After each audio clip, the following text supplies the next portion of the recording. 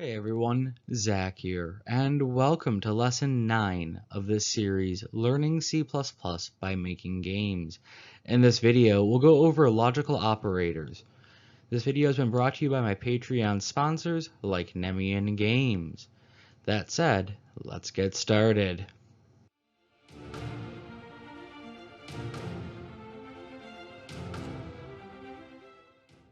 In this video, we'll go over conditional statements focusing on if, else, else if, while loops, and nested conditional statements. So starting with if.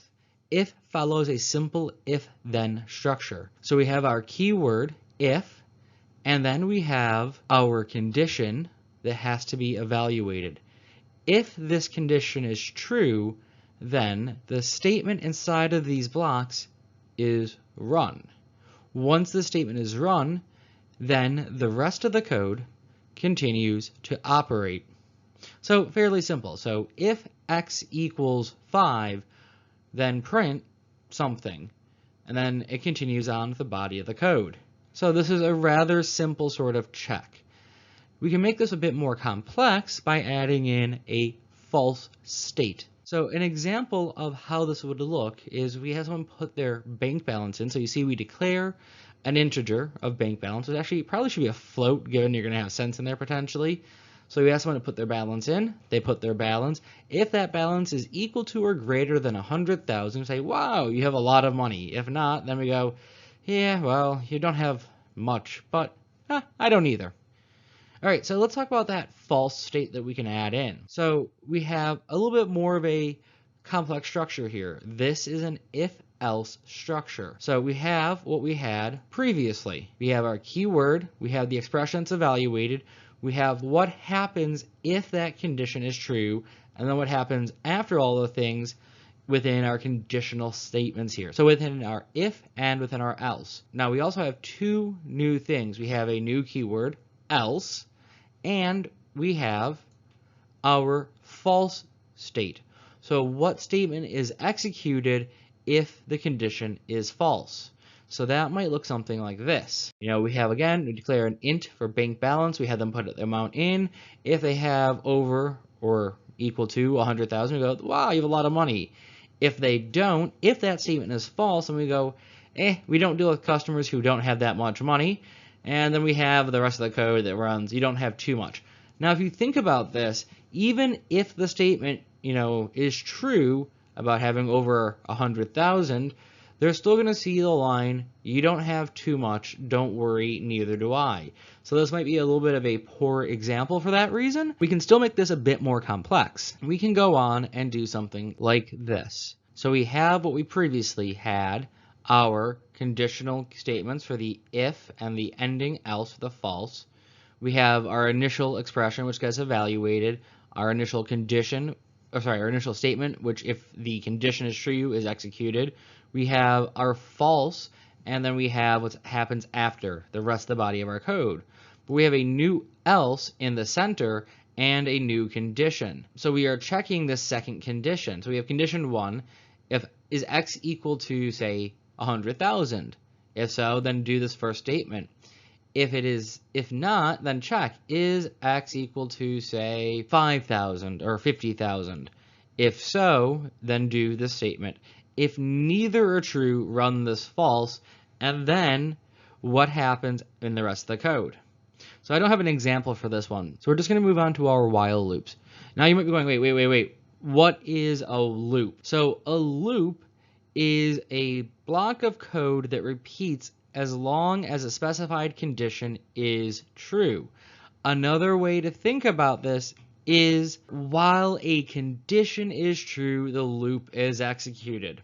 Now, again, for those of you who have a bit of a coding background, you're going to know that there is more to loops than just this. We have for loops, for example, and we'll talk about the other types of loops in later sections. We're just going to focus on the while loop.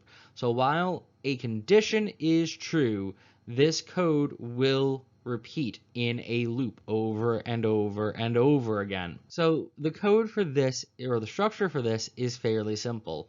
While our keyword, a condition is true, then this code will repeat. So what is executed if the condition is true? Over and over again. When this is no longer true, we fall out of this loop and the rest of the code is executed. So the code might look something like this. We have an integer which we have declared and initialized using our C++11 constructor at a value of 10.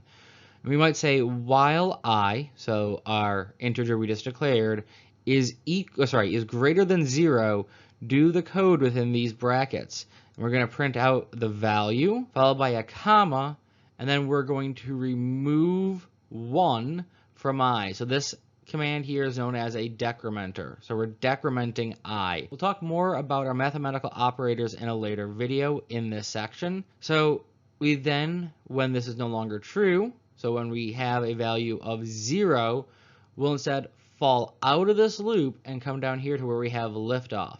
So what's going to happen is it will print 10 the first time.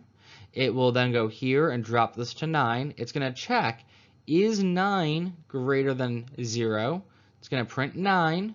Then it's going to make it 8. It's going to check, is 8 greater than 0? It's going to print 8 because it is, and turn it to a 7. And it's going to repeat this. When we get to 1, it's going to go 1 is greater than 0.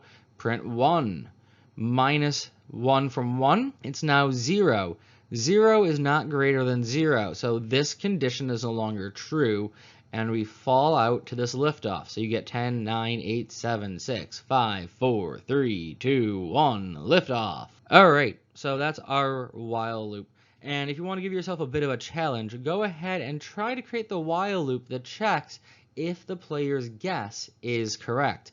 Now I'll tell you, you're going to need one more variable. You're going to need the computer's favorite number, the target number we're guessing for. And just pick a number right now. We'll randomize it later on. Or watch the next video and see how I do that. And finally, we have our nested control flow statements, or our nested conditions. Now, you could do this either with a while loop on the outside, or you can have an if, then trigger a while. You can also do other things, so that you can combine these in different ways. This is just one example. And in this example, what we're doing is we're checking that while condition A is true, then we're going to run through whatever is in these if statements. So while A is true, check if condition 1 is true. If it is, then run statement 1. If not, then check if condition 2 is true. If it is, run our second statement here. If neither condition 1 or 2 are true, then run our else statement. And this will repeat as long as condition A is true. Once condition A becomes false, we'll fall out of here. And the reason why this is important is we're going to use something like this in a later part of the series when we are going to check the value the player puts in against if the value is in range or if you want to give the player's hint. That said, that takes us through what we need to do in order to code the next part of our game.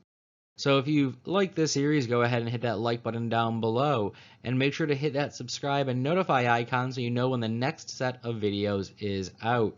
Also, consider becoming a supporter on Patreon. You get a voice in what videos go up next. All of that said, I hope to see you in the next lesson, and I hope that you have a wonderful day.